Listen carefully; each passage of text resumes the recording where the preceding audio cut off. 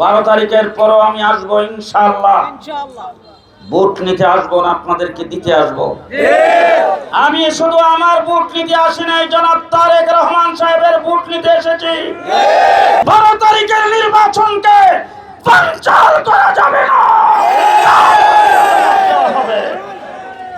সংগ্রামী সাথী বন্ধুগণ, আমাদের নেতা জনাব তারেক রহমান সাহেব, আমি তো বলি বাংলাদেশে বর্তমান পৃথিবী বিখ্যাত জনপ্রিয় লিডার হলেন তারেক রহমান।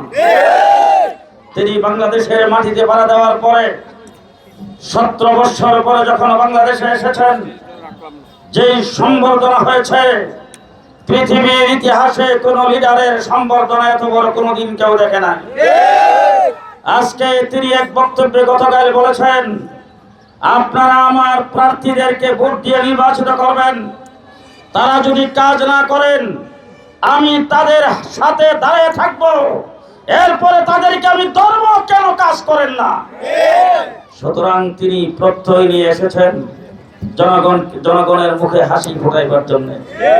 তিনি কুত্তাপাড়া খেলার মাঠে পকেট থেকে বের করে করে কার্ডগুলি দেখিয়েছেন। তিনি বলেছেন আপনার জনগণকে হেলথ কার্ড দেওয়া হবে, জনগণকে কৃষি কার্ড দেওয়া হবে, জনগণকে ফ্যামিলি কার্ড দেওয়া হবে। এই দেশের জনগণ গত 15 বছর পর্যন্ত নির্যাতিত হয়েছে। নির্যাতিত নিপীড়িত মানুষের মুখে হাসি ফোটাইবার জন্য, তাদের যাবতীয় সবকিছু সুচারুরূপে ব্যবস্থা করার জন্য তারেক রহমান সাহেব দায়িত্ব গ্রহণ করেছেন। আগামী দিনে তিনি এই দেশের প্রধানমন্ত্রী হবে। যদি আমি এখান থেকে নির্বাচিত হই, প্রধানমন্ত্রীর একজন এমপি হব। সংগ্রামী সাথী ও বন্ধুগণ, আজকে আপনাদের কাছে আসছি কিছু নিতে। কি নিতে আসছি? ও যারা রাস্তার উপরে ভিআইপি, তারা কিচ্ছু কয় না। কি নিতে আসছি? আপনাদের কাছে কি নিতে আসছি? আমি শুধু আমার ভোট নিতে আসি নাই, জনাব তারেক রহমান সাহেবের ভোট নিতে এসেছি। আমি শুধু আমার ভোট নিতে আসি নাই, সারা বাংলাদেশের নির্যাতিত নিপীড়িত মানুষের ভোট নিতে এসেছি। কিন্তু আপনারা আজকে মনে রাখবেন, 12 তারিখের পরও আমি আসবো ইনশাআল্লাহ। ভোট নিতে আসবো না, আপনাদেরকে দিতে আসবো।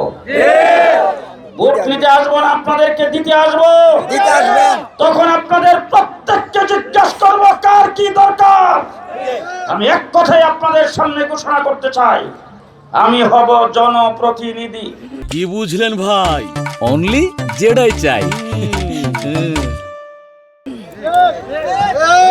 জনপ্রতিনিধি। জন মানি আপনারা, প্রতিনিধি মানি আমি।